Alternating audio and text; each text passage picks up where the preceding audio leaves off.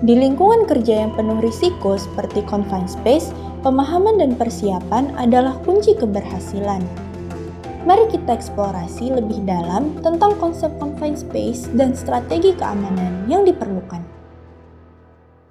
Confined space mengacu pada area kerja yang memiliki potensi bahaya serius jika tidak ditangani dengan cermat.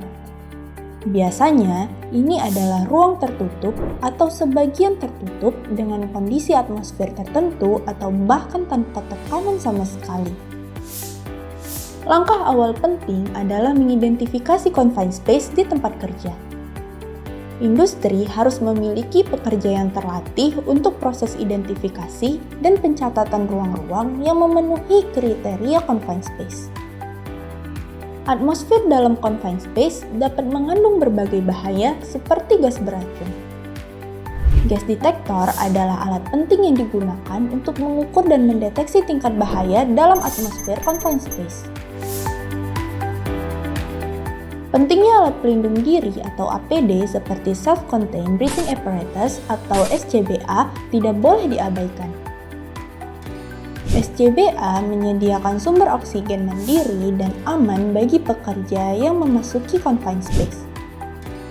Tak kalah penting, rescue tripod berperan sebagai titik posisi stabil bagi pekerja di confined space. Evakuasi pekerja yang terluka atau terperangkap, tindakan evakuasi, tempat pemasangan tali yang menghubungkan semua alat pelindung diri dapat dilakukan menggunakan rescue tripod.